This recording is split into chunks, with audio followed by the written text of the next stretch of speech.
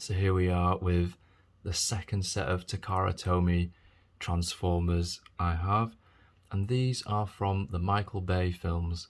So we have Optimus Prime, Bumblebee, and Sqweeks from The Last Night. Now I was thinking of picking up the Optimus Prime from the night version from Age of Extinction. However, I just found the face to be not very accurate, so I gave that one a miss, which is a shame because Takara Tomy have produced these brilliant figures and the quality is exceptional. I did, however, find a great diecast version of The Last Night Optimus, which is actually produced by Dicky Toys, which I will review in a later video. Let's take a quick look at the packaging. So for Bumblebee, again, we've got just various photos. Oh, the Takara Tomy hand picture, just to show you the comparison and how it fits. Optimus.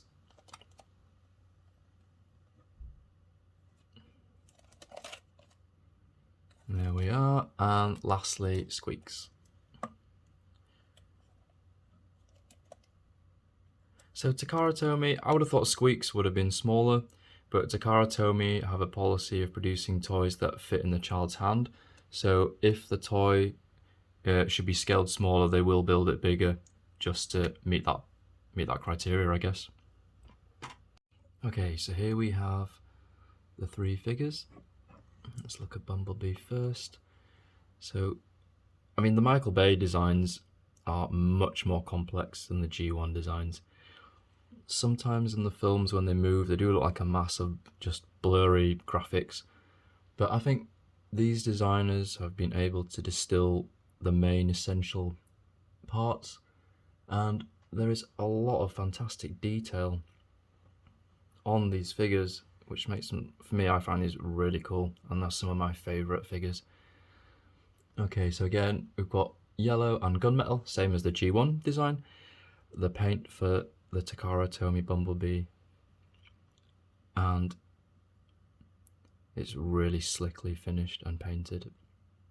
So the head and the arms on all these figures, the head, waist and arms all rotate 360 degrees, and I just find these great for display and admiring the details from at a small size.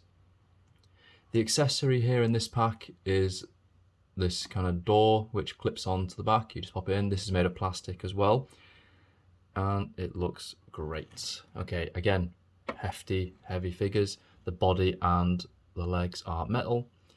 Here we have Optimus. His accessory is this kind of sword version of the Energon blade that came out of his forearm, and it's okay. I wish there was two, and I wish there was some sort of clip instead that could come on here that he could put on like he does in the films. So again, this one was one of the first ones I got, and I've played with it a bit, and you can see it's metal with metal and plastic. For these kind of figures it can be loose, so I tend not to move them around too much now, just for display.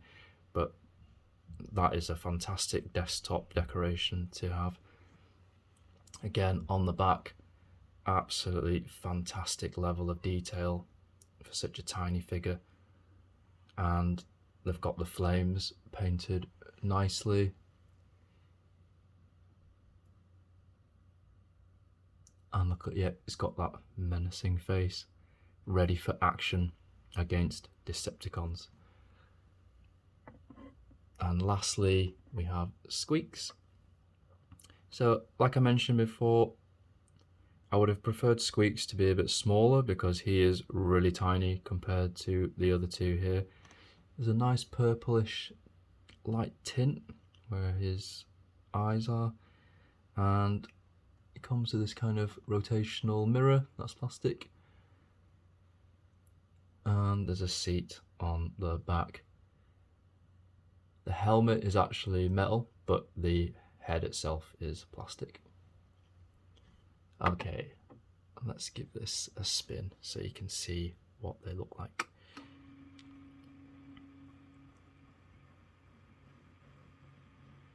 This is the set when I bought them. that really inspired me to go out there and find other smaller pieces, because I don't really have a lot of room for the bigger Studio Series figures, although they look great. And with the smaller size, you can really fit more in, and it looks really cool for dioramas, which is more of my interest.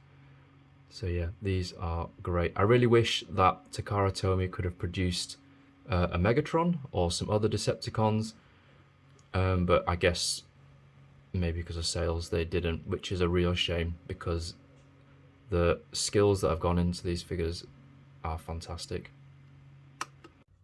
Okay, just for comparison, you can see the G1 and the Michael Bay or Bayverse Optimus Prime together. They look awesome. So they're a similar height. These figures are pretty small. I mean, they're only about, I don't know, 7 centimeters high.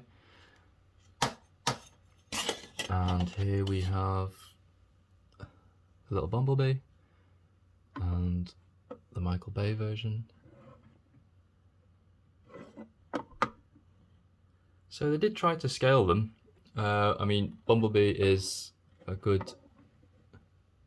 it's a bit shorter than Optimus for both of them. This one's a little bit taller.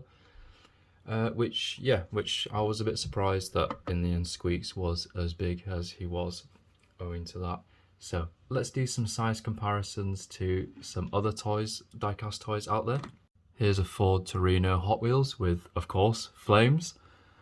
And here next we have a Hot Wheels Cybertruck with a Diaclone figure on the back. And let me just get that in there. There we go. And here is a small Diaclone size figure, which could look like a Nest soldier. And finally, let's put Megatron in there at the back. So yeah, it is a shame we didn't get a Bayverse Megatron, so that they could be side by side with the G1 counterparts. However, what they have produced are amazing, and I will be looking out for more in case they do them in the future. If you like this video, give it a thumbs up, let me know what you think in the comments below, and subscribe for more reviews.